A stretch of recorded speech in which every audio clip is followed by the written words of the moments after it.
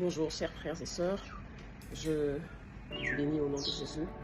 Je bénis le Seigneur pour la qualité des hommes de Dieu qui sont sur cette plateforme. C'est une grande bénédiction. Je voulais vous parler de deux choses. La première, vous annoncer que nous allons débuter notre programme. Nous avons l'habitude de le faire tous les ans. La minute d'édification. Nous prenons 5 minutes, nous faisons une vidéo où nous exhortons, où nous édifions le peuple de Dieu. Voilà. Seigneur, je te bénis pour ces moments. Seigneur, j'aimerais transmettre fidèlement la pensée, ce que tu as mis dans mon cœur. Je l'ai senti avec insistance. J'aimerais transmettre cela à ton peuple. J'aimerais parler de la consécration. Je l'ai vraiment senti avec insistance dans mon corps, dans mon cœur. Le Seigneur veut que nous nous consacrions.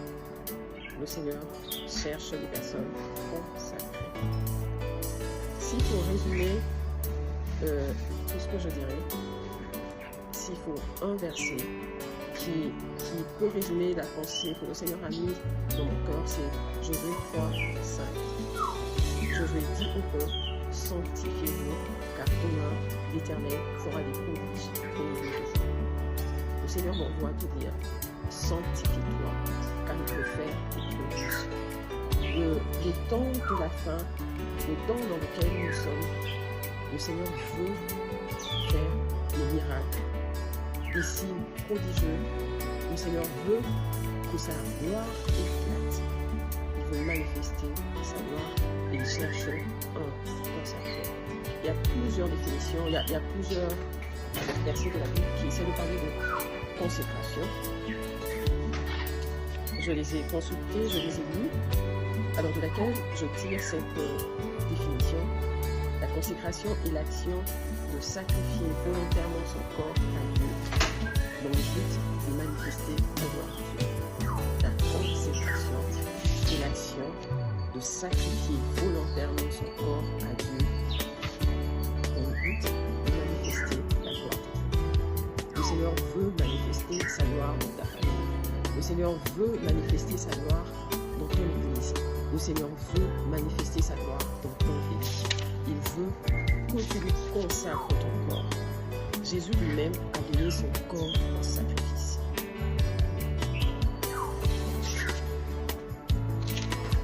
Le Seigneur veut que tu lui consacres son corps pour une plus grande manifestation de sa gloire.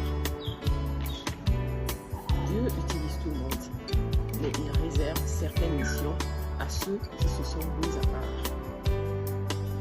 2 Timothée 2:21 dit « Si donc quelqu'un se purifie, il sera un vase d'honneur, sanctifié, utile à son maître, propre à toute bonne œuvre. » Si donc quelqu'un se purifie, il sera un vase d'honneur, sanctifié, utile à son maître, propre à toute bonne œuvre.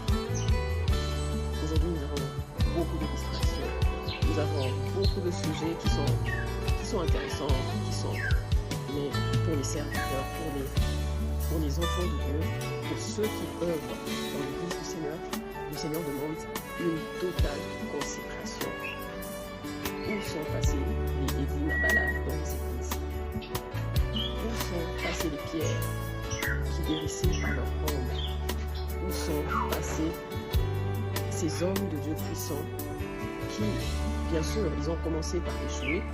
Si je vois l'histoire de T.L. Osborne, il a échoué une première fois, mais il ne s'est pas arrêté là. Il a continué à chercher le Seigneur, à chercher des réponses dans la présence de Dieu, qui sont prêts à jeter à terre leur honneur, qui sont prêts à se jeter dans l'eau en essayant même de prier pour les malades, même par essai. Où sont passés les évangélistes congolais? Où sont passés les grands hommes de Dieu qui inspirent la crainte de Dieu, les grands hommes de Dieu dont nous parle la Bible? Est-ce Dieu qui a changé? Est-ce Dieu qui a changé?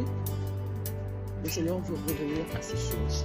La gloire dans les derniers temps sera plus forte, plus grande. Pour cela, nous devons nous consacrer. Pour cela, nous devons passer du temps dans sa présence.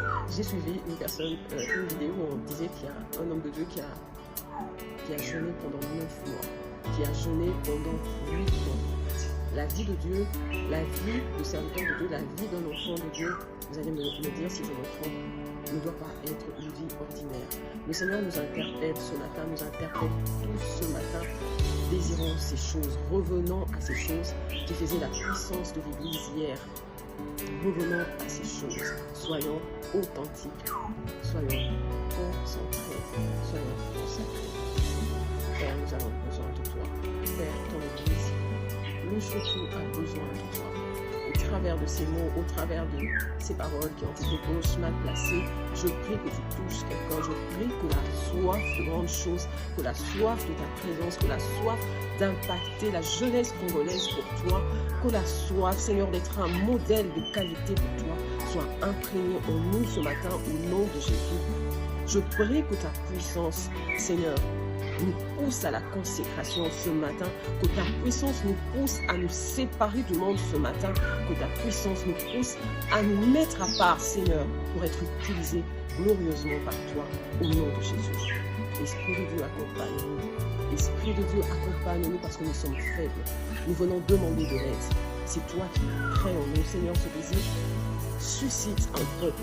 Suscite, Seigneur, une race incorrompue. Suscite ce matin une race de serviteurs. Au nom de Jésus.